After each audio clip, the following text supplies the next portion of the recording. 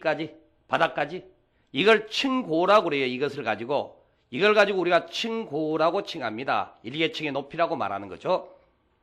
자, 그런데 건축물의 바닥이 지표면 아래로 내려가 있네요. 여기가 지표라고 그랬으니까 지표면 아래로 내려가 있는데 내려간 깊이가 일개층 높이의 2분의 1 이상, 절반 이상이 밑으로 내려가 있으면 이걸 뭐라고 부른다? 이걸 지하층이라고 부르겠다라고 말합니다. 우리가 사회적으로 표현하게 되면은요, 이 정도 형태라면은 반지하 이런 표현 쓸 겁니다. 근데 반지하라는 것은 사회적 용어지 법률 용어 아니라고요. 그것은 절반 이상이 밑으로 내려가 있으면 전부 다 뭐라고 부른다? 지하층이라고 부른다고요. 지하층. 그러면 여기서 이제 알아야 될 것은 이건 일단 지하층 개념은 이거예요. 지하층 개념은 이건데 지하층을 왜 설정하는지를 실은 알아야 돼요. 그게 더 주된 목적이라고요. 자, 봅시다. 지하층을 왜 설정해야 되는지. 자, 이렇게 이제 지어진 건축물이 있다고 쳐요. 자, 이 건축물 몇 층일까요? 이 건축물 몇 층이에요? 3층짜리예요? 2층짜리예요? 이건 2층짜리입니다. 2층이에요. 2층. 우리가 흔히 이제 농담 삼아서 63빌딩이 몇 층이라고 들으셨어요? 지난번 강의 들으신 분들. 서울에 있는 63빌딩은 60층입니다. 지하 3층, 지상 60층으로 구성된 건축물이기 때문에 그렇다는 거죠. 건축물의 층수를 표현할 때는 지상층만이 건축물의 층수예요. 지하층은 건축물의 층수가 아니라는 겁니다. 무슨 의미인지 아셨죠? 그래서 이 경우에 이게 2층이 된다는 거예요. 2층이. 바로 이제 층수가 달라지고, 그 다음에 또 하나 더. 우리가 지금 이제 지하층 개념 설정에서 중요한 게 뭐냐라는 거죠. 중요한 의미를 여러분이 알고 가셔야 돼요. 자, 그 중요한 의미가 뭐냐면은, 우리가요, 건축물의 연면적 산정이라는 게 있어요. 건축물의 연면적을 계산하는데, 이때 연면적은 바닥 면적의 합계를 연면적이라고 합니다. 건축물의 각각의 바닥 면적을 합치는 거. 이걸 연면적이라고 한다고요. 그럼 우리가 건축물의 연면적이라고 칭할 때는요. 자, 여기 바닥 면적, 여기 바닥 면적, 여기 바닥 면적을 다 더해요. 이 세 개를 더해가지고 연면적이라는 표현을 쓰게 되는 겁니다. 그런데 우리가 용적률 산정이라는 게 나와요. 대지 면적분의 건축 연면적의 비율을 용적률이라고 칭하게 되는데 용적률 계산할 때도 실은 연면적이라는 단어를 씁니다만은 문제는 용적률 계산할 때 연면적에는 지하층은 들어가질 않아요. 지상층에 있는 바닥 면적만을 가지고 용적률 산정할 때 연면적이 나온다고요. 용적률 산정할 때. 중요한 거예요. 여러분들이 나중에 건축법 뒤에 보면은 수식 문제, 암산식 문제가 나오는데 거기에 여기에 해당되는 게 나오기 때문에 그렇다는 거지. 이렇게. 이런 형태로 해서 지금 연면적이라고 우리가 지하층을 설정하는 이유는 바로 연면적에 포함될 수 있지만 용적률 계산할 때 연면적에서는 제외가 되니까 이 구별의 필요성에 따라서 지금 구성이 되어 있다고 보시면 되는 거예요. 그래서 지하층은 단순하게 절반 이상이 밑으로 내려가면 되는 건 맞아요. 그렇지만 그 의미에 숨겨진 의미 속에는 뭐가 있다? 층수 계산할 때 빼야 된다는 것. 그 다음에 연면적에는 포함될 수 있지만 용적률 계산할 때 연면적에서는 제외한다는 것. 바로 그 내용을 여러분 이제 기억을 하는 거예요. 그 목적 때문에 보는 거였습니다. 자, 그러면요, 이것도 이렇게 한번 봐보시겠습니다. 자, 이렇게 경사 너무 심한가요? 우리가 일정한 경사진 동네에 건축물이 지어질 수도 있지 않습니까? 자, 그러면 이렇게 한번 봐봅시다. 이런 형태로. 자, 이런 형태로 건물이 지어졌다고 한번 해보자고요. 분명히 듣기는 건축물의 바닥이 지표면 아래에 내려가 있어야 된다고 말씀드렸죠. 그래서 절반 이상이 내려가야 지하층이라고 말했는데 여기는 보니까 절반은커녕 4분의 1도 안 될 것 같네. 여기는 절반이 훨씬 넘고 뭐 4분의 3이든지 5분의 4든지 절반 많이 이상, 여기가 지표면이니까 여기가 지표면이니까 이렇게 되는 거죠. 그럼 앞쪽은 지상이고 뒤에는 지하니까 반지하라 부르자. 차라리 속 편하게. 그럴 수 있다면 얼마나 좋겠어요.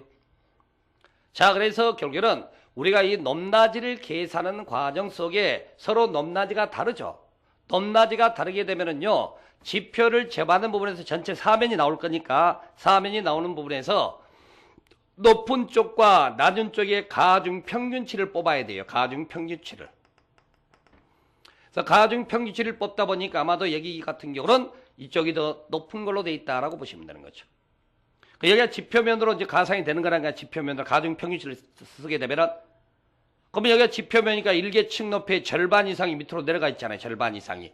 그러면 이걸 가지고 지하층이다 이렇게 평가하게 돼 있다는 거죠. 그런 의미가 있네요. 그런 의미가 있고 그럼 과거에 어떤 사례 하나 가지고 얘기 좀 해봅시다.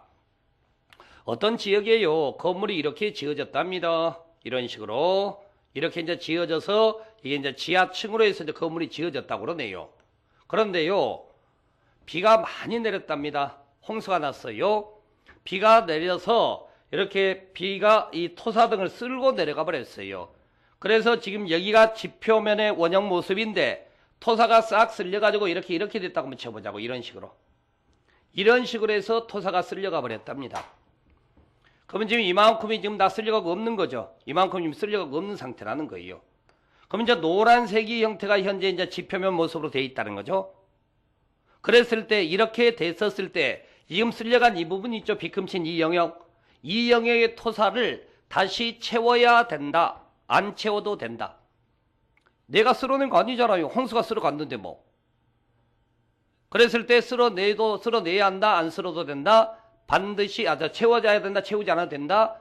채워야 됩니다. 내가 한 게 아니더라도 채워야 돼. 만약에 이걸 안 채우게 되면 모양이 어떻게 됩니까? 이게 지상층이 돼버린다고. 이제 지상층이 되고 그리고 나서 층수 산정이 되고 면적 산정이 되기 때문에 건폐율 용적률이 맞지 않게 되더라는 거지. 용적률하고 높이가. 바로 그래서 그런 위법사항이 그대로 유지가 되는 거죠. 그래서 그것은 채워서 다시 원상복구를 해야지만이 건축물에 불법사항이 없다 이렇게 본다는 거죠. 바로 그런 부분에서 이제 지하층 이런 표현이 나오는 거예요. 지하층 개념 설정의 의미는 그런 부분에서 중요성이 있으니까 그걸 좀 아시고 여러분 교재 477페이지 잠시 한번 가보세요. 교재 477페이지 가면 아래쪽에 이제 지하층이라는 표현이 나와 있습니다. 제일 밑에 6번에 지하층이 있는데 건축물에 설치하는 지하층의 구조와 설비는 국토해양부령이 정하는 기준에 맞게 하여야 한다라고 되어 있다는 거죠. 그래서 그 옆에 주의를 보시면 뭐라고 되어 있냐면은 자, 지하층은 몇 층 이상인 건축물일 때 설치 의무가 있을까요? 지하층은 몇 층 이상 건물 지을 때는 지하층 파야 될까요? 법에는 그런 건 없습니다. 지하층은 설치 의무가 아니라고요. 설치 의무가 있는 게 아니라 만약 하나 설치를 하려고 한다면 어떻게 해요? 법의 기준에 맞게 설치하라고 됐지. 그래서 설치 기준에 맞게 설치하는 거지 반드시 설치해야 된다는 말은 없습니다. 그거 혼동하시면 안 돼요. 실은 과거에는 있었어요. 과거에 오래전에는요. 건물을 지을 때 몇 층 이상 높이로 짓게 되면 그때는 반드시 지하층 파괴되어 있었답니다. 자, 여러분들 지금 이제 시대 상황이 바뀐 줄 아시죠? 과거에 여러분들이 남북 간의 대치 상황이 심각할 때는요. 뭐 전쟁 대비라고 합시다. 전쟁 대비에 대피소가 필요했다고. 대피소가. 그래서 지하층을 의무적으로 파괴했답니다. 그런데 이제 그런 것들이 많이 완화되는 과정에 굳이 이제 지하층을 파야 될 필요가 없다라고 이제 보게 됐던 거죠. 바로 그래서 이제 지하층 설치 의무가 이제 없어졌어요. 바로 그런 의미로서 좀 알아두세요. 이게 지하층에 관한 내용입니다. 그래서 지하층 꼭 그렇게 정리하셔야 되고, 자, 교재는 다시 423페이지 되돌아오세요. 발코니라는 겁니다. 원래 베란다, 발코니 이런 게 조금 차이가 납니다. 구성상에는. 근데 이제 우리 법에가 지금 이제 사회적으로는 뭐 베란다 쓰고 있는데 거기에 이제 발코니에 해당되는 것을 말하는 거예요. 발코니란 건축물의 내부와 외부를 연결하는 완충 공간으로 전망이나 휴식 등의 목적으로 건축물 외벽에 접하여 부가적으로 설치하는 공간을 이걸 뭐라고 그래요? 발코니다라고 말한다는 거죠. 여러분들이 보통 이제 아파트 베란다 이렇게 칭하고 있죠? 바로 이제 그런 것들이 여기서 말하는 이제 발코니에 해당되는 겁니다. 그래서 요즘 건축물들이 지금 그 확장 공사를 하죠. 베란다 확장 공사에서 좀 더 거실을 넓게 쓰겠다고 그러는데 뭐 요즘에 자꾸 이제 그런 확장공사 넓게 쓰는 건 좋은데 단점이 자꾸 드러나고 있다는 거죠. 피난구역이 확보가 안 된다. 또는 내 외부 간의 창문 하나로 갈라져 있죠. 그러니까 어떤 면에서는 내부에 습기가 많이 차게 되는 거죠. 온도가 바로 충돌나기 때문에. 중간 완충지대가 없으니까. 그 다음에 또 어떤 분들은 뭐 그냥 쌓아놓을 물건 쌓을 데가 없답니다. 베란다 그래도 좀 지저분한 거 좀 쌓아놓을 수가 있는데 바로 이제 그런 부분들. 그래서 예전에는 그냥 그저 확장하는 게 좋다라고만 했지만은 실제로 생활하는 데 있어서 오히려 확장 형태가 꼭 좋은 것만은 아니다. 뭐 이런 얘기들 슬슬 나오더라고요. 그래서 거기 발코니라는 게 뭔지 말씀드리고요. 그 다음에 거기 보시게 되면은 주요 구조부라는 게 있습니다. 건축물에서 가장 기본 골격을 이루는 것들을 말하는 거예요. 그래서 주요 구조부 5가지, 내력벽, 기둥, 바닥포, 지붕틀 6개네요. 그 다음에 주 계단 이렇게 돼 있어. 이런 것들을 우리가 이제 주요 구조부다라고 말하는 겁니다. 자, 건물이 지어질 때 한번 잘 한번 생각해 보세요. 기둥이 없으면 건물이 쓸 수가 없죠.